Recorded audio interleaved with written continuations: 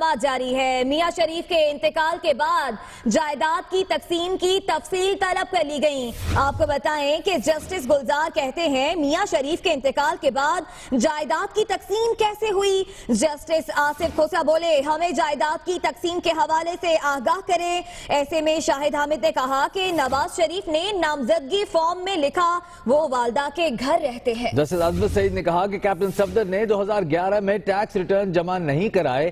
Tax return जमा न कराने का नतीजा क्या होगा, जिस पर वकील का जवाब था कि कोई शख्स टैक्स गोशवारे जमा न कराए तो 28,000 रुपए जुर्माना है। कैप्टन सफदर की तनख्वाह से टैक्स कटता रहा।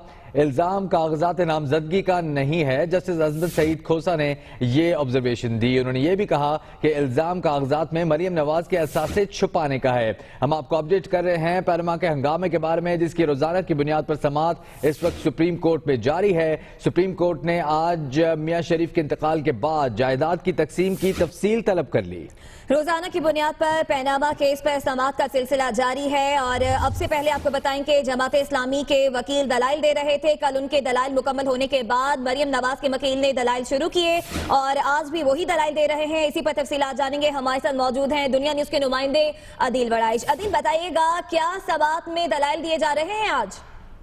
जी, मरियम नवाज के वकील शाहिद हामिद जो हैं वो अपने दलाइल जारी रखे हुए हैं। जो वजीर आजम के वकील हैं वो भी चूंकि कमरा अदालत में मौजूद हैं, तो सुप्रीम कोर्ट ने वजीर आजम के वकील से मियां शरीफ के इंतकाल के बाद वरासती तकसीम के बारे में तफसील तलब कर ली है और ये पूछा है कि मियां शरीफ के इंतकाल के बाद जायदाद की सेटलमेंट जो है ये कैसे हुई। तो हमें वरासती जायदाद की तकसीम से मुतल्लिक जो है 2 रोज में आगाह किया जाए। इसके अलावा जो मरियम नवाज और कैप्टन सफदर के जो वकील हैं शाहिद हामिद, उनसे ये इस्तफसार किया गया है कि जो कैप्टन सफदर ने टैक्स रिटर्न फाइल नहीं किए, क्या आप जानते हैं कि इसका नतीजा क्या हो सकता है। इल्जाम है कि टैक्स रिटर्न फाइल ना करने पर कैप्टन सफदर दियानतदार नहीं रहे, तो जिस पर शाहिद हामिद ने कहा कि टैक्स रिटर्न फाइल ना होने पर नाअहली का सवाल पैदा नहीं होता क्योंकि ये के दायरे कार में आता है।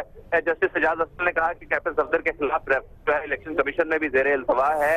इलेक्शन कमीशन को रेफरेंस पर फैसला देने का मुकम्मल इख्तियार है। अगर रेफरेंस में यही सवाल उठाया गया है तो सुप्रीम कोर्ट 184(3) जो आर्टिकल है आइन का, इसके तहत वाजी कार्रवाई कैसे कर सकते हैं। जिस पर शाहिद हामिद ने ये कहा कि वजीर आजम के खिलाफ भी नाअहली के लिए इलेक्शन कमीशन में जो है वो जेर इल्तवा है। तो शाहिद हामिद जो है वो कैप्टन सफदर के टैक्स रिटर्न से मुतालिक जो है वो दलाइल दे रहे हैं, जिसमें उन्होंने ये भी कहा कि कैप्टन सफदर ने जब अपने कागजात नामजदगी जमा कराए थे तो मरियम नवाज के गोशवारे लफ्ज थे उसके साथ। तो लेकिन बेंच ने यह कहा कि इल्जाम कागजात नामजदगी पर नहीं है, इल्जाम कैप्टन सफदर के गोशवारों में अहलिया के असासे छुपाने का है, यानी कि कागजात नामजदगी का सवाल नहीं है, ये मामला टैक्स रिटर्न का है।